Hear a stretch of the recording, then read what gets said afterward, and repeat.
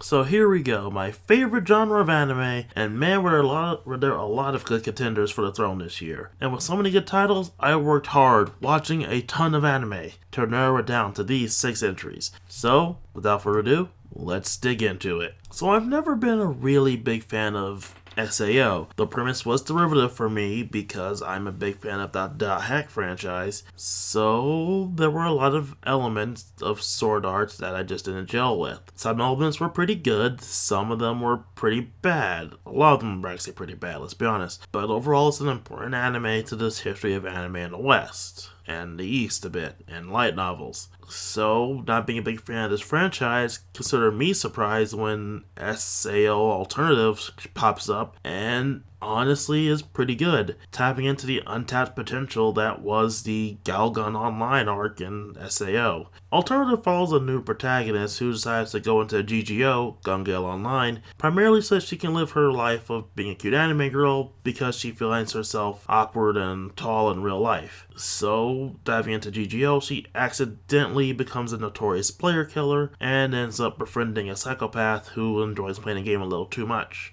And thus the two of them end up on the plot thread that involves her going through various different tournaments to try to win and lots of other stuff. I don't want to spoil anything, but say the last arc is kind of weird and honestly has a bit of a blow against the main plot series.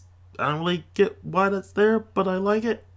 Either way, this is a fun little series with a lot of exciting action, some fun tactical gameplay, and again, a lot of good, gun work and whatnot. The thing that annoys me is the fact that a lot of this wouldn't actually find in an actual video game, considering the fact that the character's so short, her hitbox is small and everything else, making her already unfair in a game where your, player character is, randomly generated, which is still stupid. So yeah, this is a really enjoyable little piece of SAO. I've heard that the new season's pretty good. I haven't seen the new season, probably never gonna see it unless, I get begged to see it, and only gonna watch it when it's over. But, SAO Alternative is pretty good, so let's leave it at that. So, who's ready to see animal girls fighting each other in skimpy outfits to the near death, and in some cases the actual death? Well, I have Killing Bites.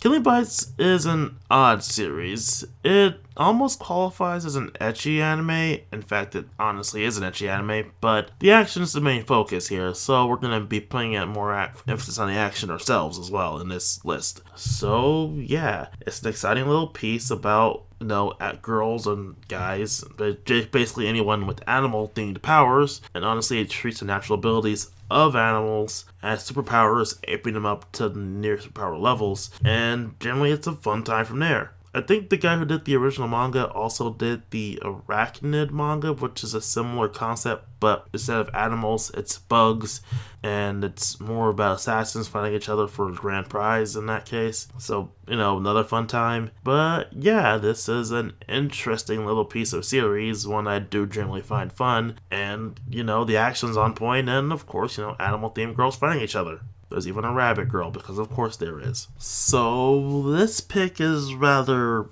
controversial of a series. Its first episode has a literal rape scene in it, so if you can't get over that, I understand it. No, I'm not being sarcastic. It's a legitimately badly framed scene. It tries to go for horror, but comes off more as fan service. It's not really well portrayed. I honestly think the manga and the light novels do a better job portraying it than the anime does. If you can't get over that, I understand. You don't have to watch the series, or you can just skip episode 1, because that's the only one that gets as gratuitous, because all the other episodes really don't have that level of gratuity. It's not a fan service show. This is a straight, hardcore, bloody action series. So if you can get past that, again, you'll find yourself a really well done fantasy action series. Of course, the story follows our main character of Goblin Slayer, who's someone who literally only kills goblins and things that are around goblins to prevent him from killing goblins. And he's joined by a priestess, an elven archer, and others. If you haven't guessed it by now, the characters in this series don't really have names so much as their names are their jobs. And by jobs, I mean like classic role-playing game job. And well, basically his main thing and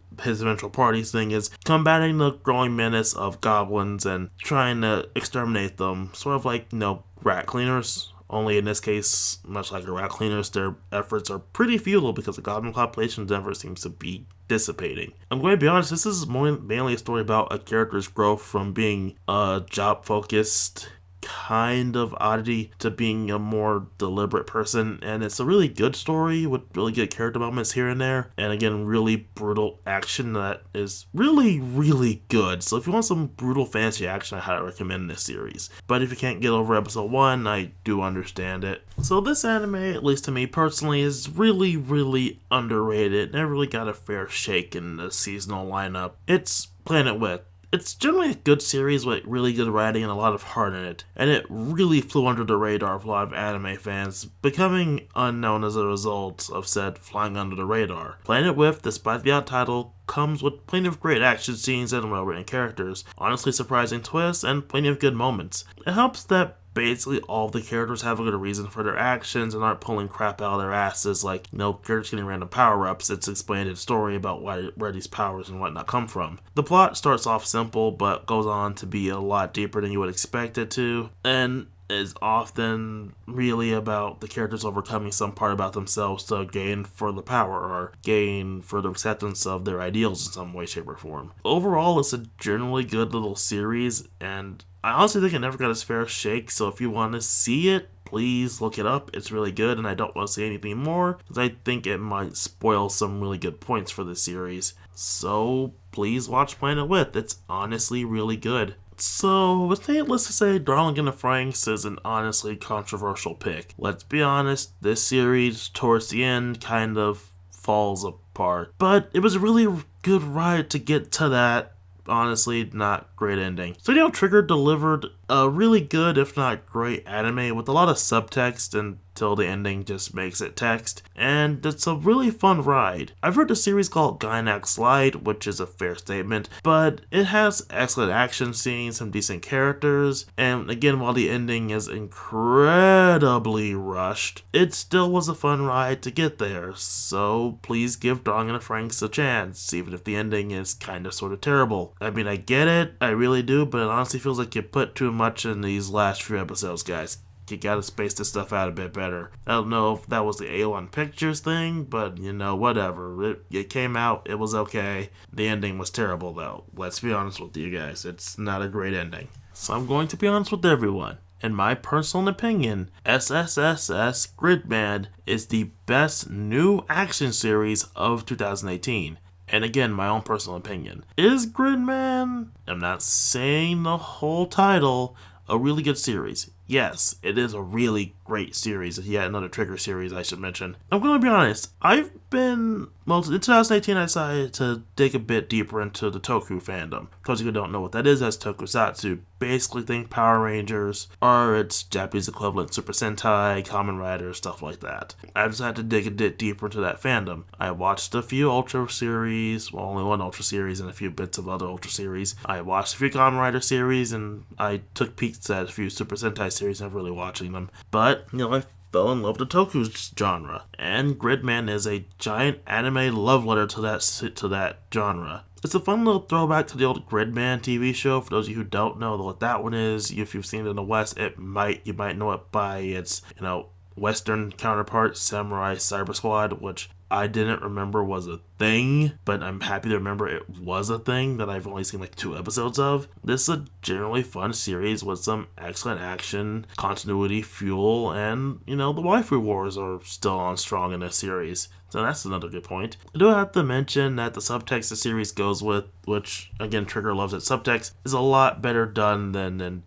Darling in the Franxx, which the subtext becomes text at the very end. So, Gridman's a good show with great action scenes, a lot of subtext, which is really good, and some genuine heart. And I really do love it, so please watch Gridman so it doesn't become forgotten, again. So there you have it. Those were the best action series of 2018, and boy, this honestly took longer than it should have to come out. Either way, this was fun to make and revisit some of these older series, and I really hope I can get the next and final end year list, even though it's fucking March now, out before April hits. Again, it's March now, and not even early March, it's mid-March now. Dear God, I'm late on these things. But forgive my lateness, forgive my very, very hectic, very annoying schedule, and let's have a serious conversation. What were your favorite anime of 2018? And let's all sit back and watch us some anime and try to have fun, despite some of our very annoyingly busy lives.